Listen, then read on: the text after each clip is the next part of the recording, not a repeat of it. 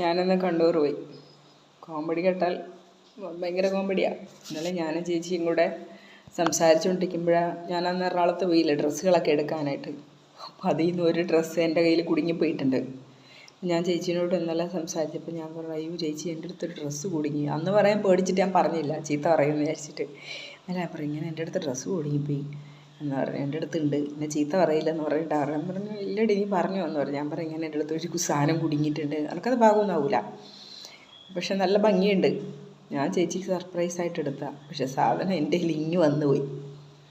അങ്ങനെ ഞാനിന്ന് കൊറിയർ അയക്കാൻ കൊണ്ട് ചെന്നു. അപ്പോൾ അവിടെ ചെന്നപ്പോൾ അവർ പറഞ്ഞു, ഈ സാധനം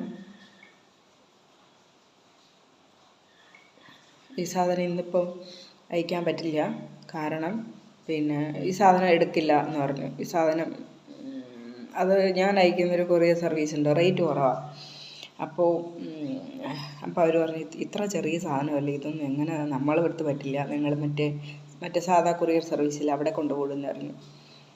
അപ്പം ഞാൻ പറഞ്ഞു, സാരില്ല, നിങ്ങൾ അയച്ചോ എന്ന് പറഞ്ഞു. ഞാൻ അതിനുള്ള എമൗണ്ട് തന്നേക്കാമെന്ന് പറഞ്ഞു.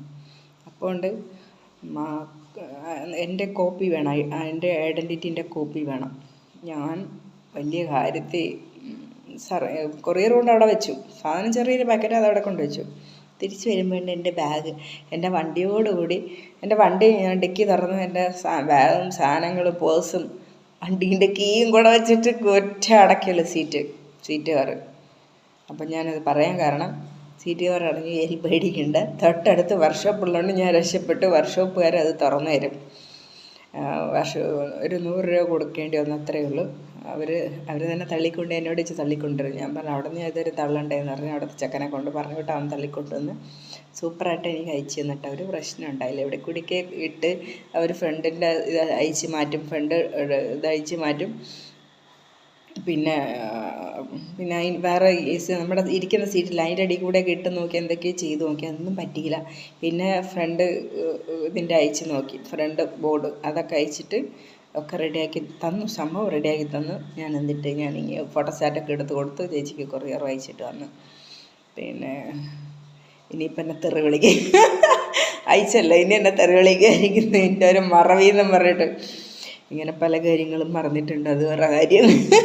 ചേച്ചീൻ്റെ അല്ല, ഞാൻ അമ്പാടിയില്ലേ അമ്മയും കൊണ്ട് കടയിൽ കൊണ്ടുപോയിട്ട് സാധനങ്ങളൊക്കെ വാങ്ങിച്ചു. ഞാൻ എപ്പോഴും ഒറ്റയ്ക്കല്ലേ പോകില്ല, അപ്പോൾ അവൻ്റെ കാര്യം ഞാൻ ഓർത്തില്ല. ഞാൻ അവനവിടെ വെച്ചിട്ട് ഞാനിങ്ങ് പോന്നു. അയ്യോ, എന്നിട്ട് അപ്പോൾ അവർ ചോദിച്ചു, കൊണ്ടുവന്ന സാധനം തിരിച്ച് കൊണ്ടുപോകും.